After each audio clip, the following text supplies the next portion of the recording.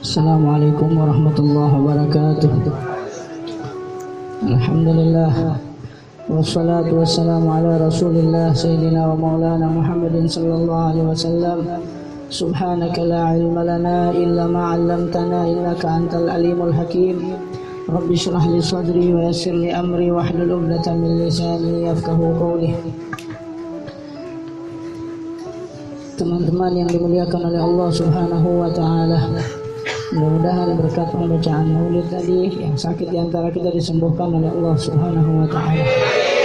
Dimudahkan segala urusan kita, dikabul semua hajat kita, amin ya rabbal alamin. Teman-teman yang dimuliakan oleh Allah Subhanahu wa taala, sampailah kajian kita pada qismul awal, yang mana kemarin kita membaca kitab Bidayatul Hidayah karya Imam Al-Ghazali. Sekarang pun masih kita membaca pada kitab yang sama, pada bab yang sama.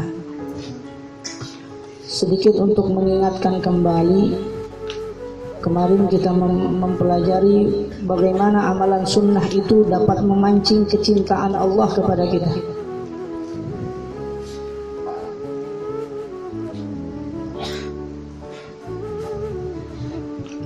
Setelah kewajiban-kewajiban yang Allah berikan kepada kita, masih kita mengamalkan amalan sunnah, yang mana amalan sunnah ini adalah magnet untuk memancing kecintaan Allah kepada kita. Kemudian Imam Al-Ghazali berkata di dalam kitab Bidayatul Hidayah ila Angal, qala Syekhul Musannif rahimahullahu taala wa nafa'ana bi ulumihi fid dharain amin. ولن تصل أيها الطالب إلى القيام بأوامر تعالى إلا بمراقبة قلبك وجوارحك في لحظاتك وأنفاسك من حين تصبح إلى حين تمسي. Kata Imam Al-Ghazali di dalam kitab Bidayatul Hidayah, beliau mengatakan tidaklah engkau akan sampai, wahai orang yang mencari keridhaan Allah. Kata Imam Al-Ghazali, lan tasila ila qiyami bi awamirillahi ta'ala, kalian tidak akan mampu untuk melaksanakan perintah-perintah Allah illa bi muraqabati qalbika wa jawarihika fi lahazatika wa anfasika min hina tusbihu ila hina tumsi. Tidak akan mampu engkau mengerjakan perintah-perintah Allah kecuali dengan cara engkau menjaga hatimu, menjaga anggota badanmu. Sampai kapan? Di setiap saat, bahkan di setiap tarikan nafas, mulai dari pagi hari sampai di sore hari.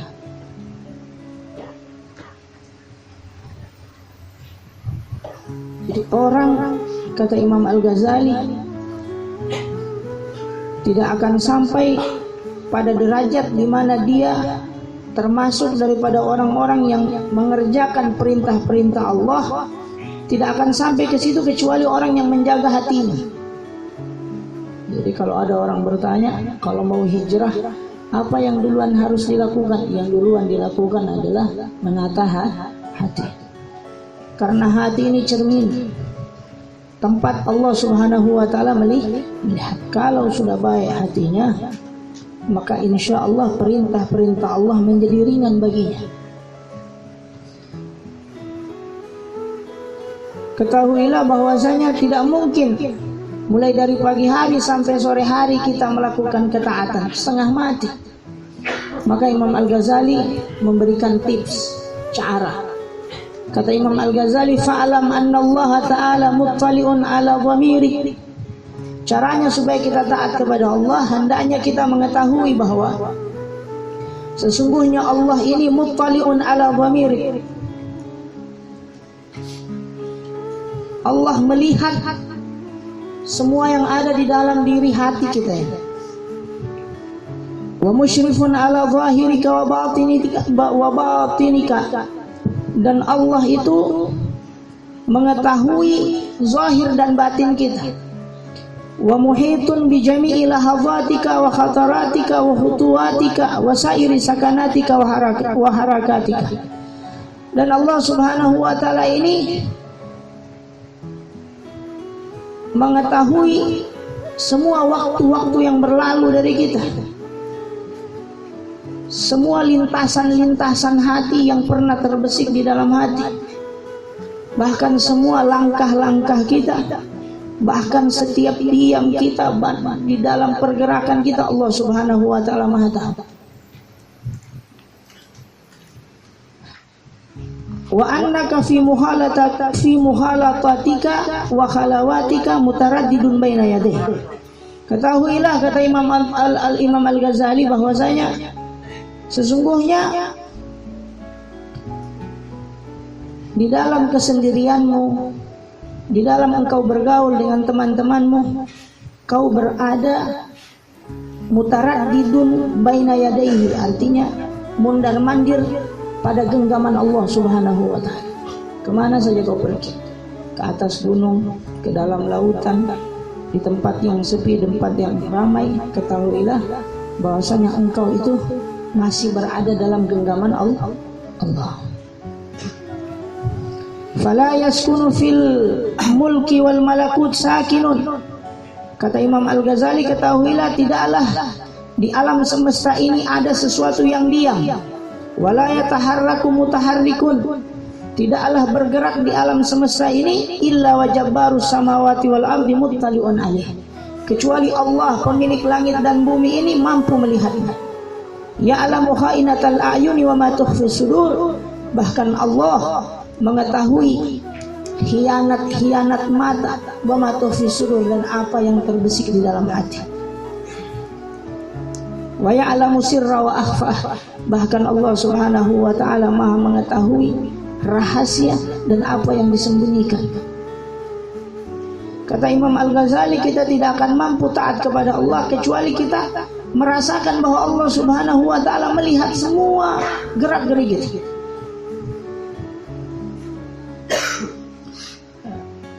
Ada sebuah kisah dari Ibrahim bin Adham. Sayyidina Ibrahim bin Adham ini seorang ulama sufi.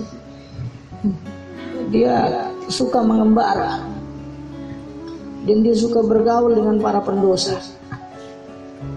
Setelah dia bergaul, dia ajak untuk dekat kepada Allah. Setelah namanya masyhur di daerah tersebut, maka dia pindah ke tempat lain di mana tempat tersebut tidak kenal dia. Ini ulama, ini wali, begitu, tidak mau terkenal. Kalau orang sudah kenal dia di kampung itu, dia pindah lagi ke kampung lain yang mana kampung itu tidak kenal dia. Dia dakwah lagi di situ, ajak lagi. Sudah mulai terkenal, dia pindah lagi.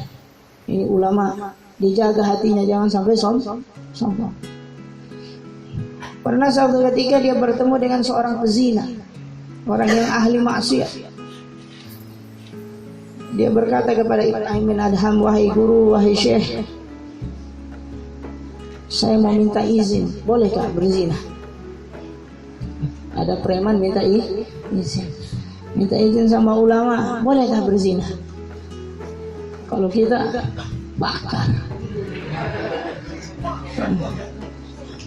kalau kita selesai, belum selesai apa di mulutnya, rontok giginya. Tapi karena ini ulama, dia punya tugas untuk membimbing umat. Apa kata Imam Ibrahim bin Adham? Kalau kau hendak ingin berzina, boleh dengan 5 syarat. Boleh dengan 5 syarat. Buat teman-teman, syarat ini kalau mau melakukan kesalahan, ingat-ingat 5 syarat ini. Syarat yang diberikan oleh Sayyidina Ibrahim bin Adham kepada seorang pezina. Kata Ibrahim bin Adham, wahai orang yang hendak ingin bermaksiat kepada Allah, syarat yang pertama yang engkau lakukan jika engkau ingin bermaksiat, pertama, jika kau ingin maksiat, jangan pernah kau makan rezekinya Allah Subhanahu wa taala. Kata orang pezina ini, di mana makhluk di dunia ini yang tidak diberikan rezeki sama Allah? Allahu Razzaq, Allah yang memberikan rezeki kepada makhluk-makhluk. Kata ini orang berzina, bagaimana mungkin saya dapat rezeki selain dari Allah? Kata Imam Ibrahim bin Adham, wahai pendosa, masihkah kau mau memakan rezeki Allah sementara di saat yang sama kau melanggar aturan Allah Subhanahu wa taala? Kata pezina ini, ganti syarat, ganti yang lain. Kata Ibrahim bin Adham, kalau kau hendak ingin bermaksiat kepada Allah, kau jangan tinggal di buminya Allah Subhanahu wa taala. Kata pezina ini syarat lebih berat daripada yang pertama. Ini langit dan bumi milik Allah Subhanahu wa taala. Bagaimana saya mau cari tempat di bumi Allah untuk masih? Kata Ibrahim bin Adham, wahai para pendosa, masihkah engkau mau tinggal di bumi Allah pada saat di saat yang sama engkau mengerjakan sesuatu yang Allah larang? Tidak malu sama Allah Subhanahu wa taala tinggal di dunianya Allah, yang mana dunia itu adalah milik Allah, dan kau bermaksiat di situ. Kata ini pendosa, ganti syaratnya, ganti. Ada asgal min awal, ini lebih berat daripada yang pertama. Kata Ibrahim bin Adham, okelah, syarat ketiga, jika engkau hendak ingin bermaksiat kepada Allah,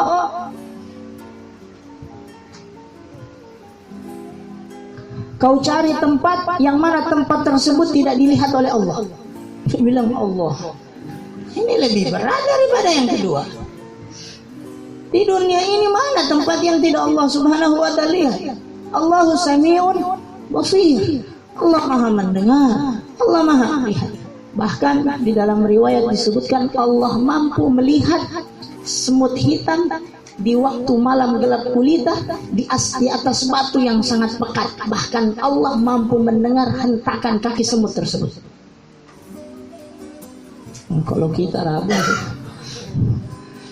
di mana di bumi ini tidak ada tempat yang Allah cintai? Kata pendosa ini, mana mungkin ada tempat yang tidak mungkin Allah lihat? Ini syarat lebih berat daripada yang kedua. Ganti syaratnya.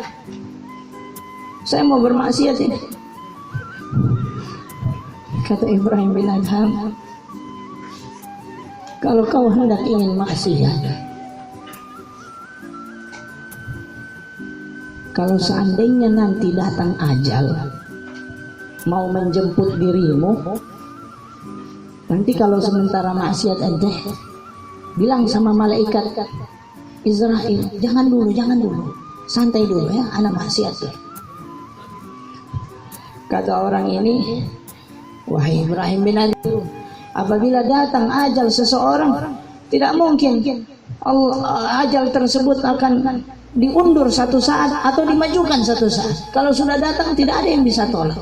Rupanya ini preman mantan santri, dia tahu ayat Al-Quran. Tidak mungkin kalau datang malaikat maut bisa ditunda-tunda. Datang.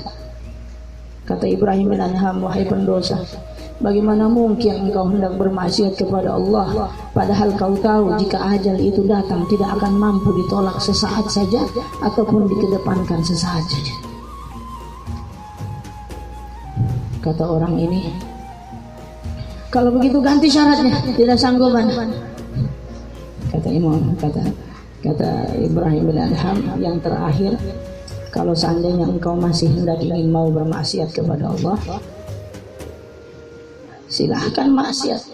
Akan tetapi kalau seandainya kau mampu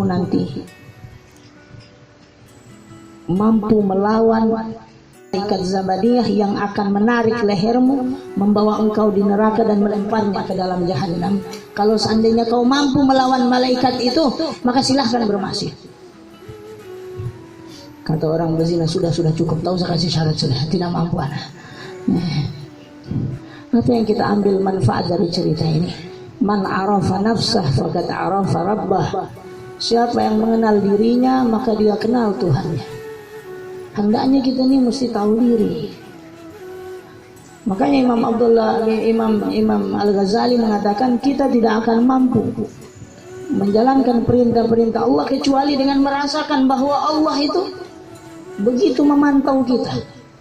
Tidak ada yang luput dari alam semesta ini, bahkan diri kita, dari penglihatan Allah Subhanahu wa taala. Di dalam ayat Al-Qur'an, la tus'alunna yauma idzin 'anil na'im.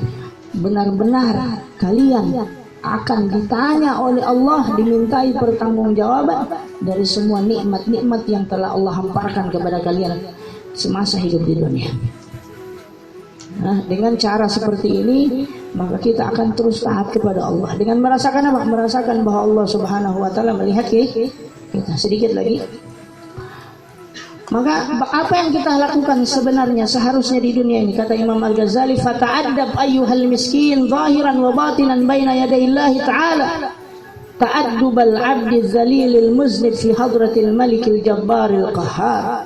Kata Imam Abdullah Al-Haddad, hendaknya engkau beradab. Tahu beradab, sopan santun, wahai orang yang miskin, yang kasihan, zahir dan batin, beradablah engkau secara zahir dan batin di hadapan Allah Ta'ala dengan adabnya seorang budak yang hina, yang penuh dengan dosa di hadapan Allah Subhanahu wa Ta'ala. Hendaknya kita beradab. Wajtahid alla yaraka maulaka haitsu nahak. Bersungguh-sungguhlah engkau, wahai saudaraku, agar Allah tidak melihatmu di saat engkau melakukan kejahatan. Wala yafkidaka haitsu amarak. Dan apa yang Allah perintahkan kepadamu, Allah tidak kehilangan dirimu di saat Allah memerintahkan perintah kepadamu. Maksudnya apa tidak kehilangan di sini? Kau hadirkan Allah di dalam semua perbuatan-perbuatan yang Allah perintahkan kepadamu. Jangan sampai lalai. Walan taqdira ala dzalika, kau tidak akan mampu melakukan itu semua illa bi an tuwazzi awqatak, kecuali engkau atur waktu-waktumu, wa turattib awradak, kau tertibkan wiridmu min sabahika ila masaika, mulai dari pagi sampai sore. Fasbi ila ma yulka ilaik min awamirillahi ta'ala alaika, maka hendaknya engkau perhatikan apa yang telah Allah Subhanahu wa taala perintahkan kepadamu, min hina tastaiqizu min manamik, mulai dari engkau bangun tidur, ila waqti rujuika ila madja'ika, sampai kau tidur kembali.